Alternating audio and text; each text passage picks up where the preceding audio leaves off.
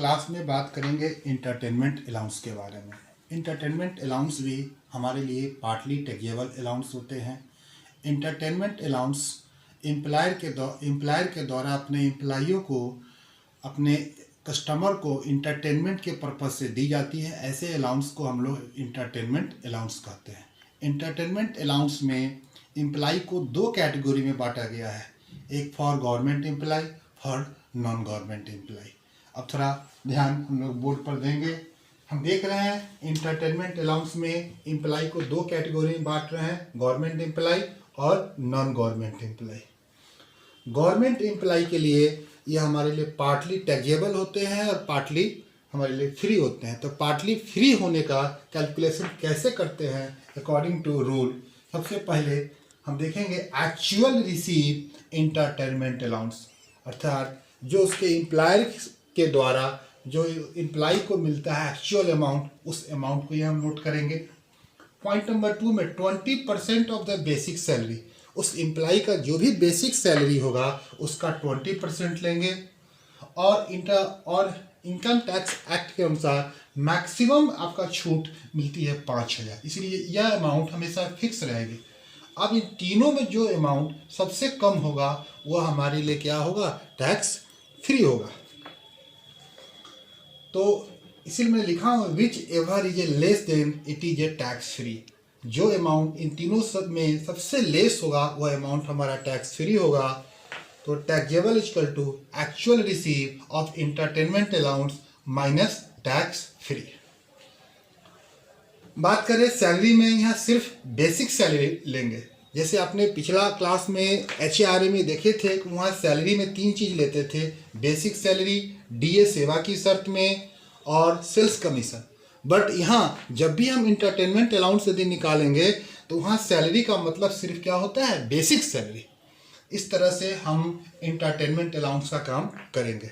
Entertainment allowance करते समय इस बात को ध्यान में रखेंगे, पहले जो भी आपके एम्प्लॉयर के द्वारा मिलता है वह आपके बेसिक सैलरी में ऐड कर लेंगे, और जो आपके लिए टैक्स फ्री होगा वह लास्ट में आपको अंडर सेक्शन 16(2) के तहत उसको छूट दे देते हैं।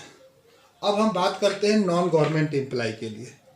यदि एम्प्लॉय नॉन गवर्नमेंट है तो उसके लिए यह 100% टैक्सेबल होता है। नॉन गवर्नमेंट एम्प्लॉय के लिए यह पार्टली फ्री नहीं होता है। इसलिए जब भी क्वेश्चन में इंटरटेनमेंट अलाउंस रहे तो आप सबसे पहले बात क्वेश्चन में फाइंड आउट करें कि वह एम्प्लॉय गवर्नमेंट एम्प्लॉय है या नॉन गवर्नमेंट एम्प्लॉय है। उसी के अकॉर्डिंग रूल को हम लोग फॉलो करेंगे। इसी के आधार पर एक एग्जाम्पल नंबर 17 देखते हैं। अब हम लोग इंटरटेनमेंट अलाउंस का लिए एग्जाम्पल नंबर 17 देखते हैं। कहता है, क्वेश्चन आपके सामने भी होगा आपके बुक में। RS एक तिवारी सरकारी कर्मचारी हैं, उनको मासिक वेतन बेसिक सैलरी 20,000 रुपया पर मंथ मिलता है। इंटरटेनमेंट अलाउंस उनके एम्प्लॉयर के द्वारा 400 रुपया मिलता है। इसको कैसे निकालेंगे अब हम लोग देखते हैं। सबसे पहले क्वेश्चन जब बनाएंगे यहाँ देखने से पता चल रहा है कि मिस्टर तिवारी एक गवर्नमेंट एम्प्लॉय हैं, तो गवर्नमेंट एम्प्लॉय वाला हम रूल को फॉलो कर रहे हैं।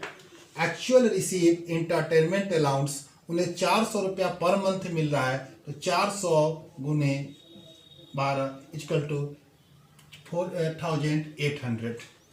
पॉइंट नंबर 2 हमारा रूल था कि बेसिक सैलरी का 20%। क्वेश्चन में स्पष्ट दिया हुआ है कि बेसिक सैलरी उनका 20,000 रुपया पर मंथ है। सो 20,000 गुने 12 इक्वल टू 2,40,000 उनका बेसिक सैलरी होगा। इसका 20% जब होगा हमारा 48,000। मैक्सिमम छूट मिलती है बाय रूल 5,000।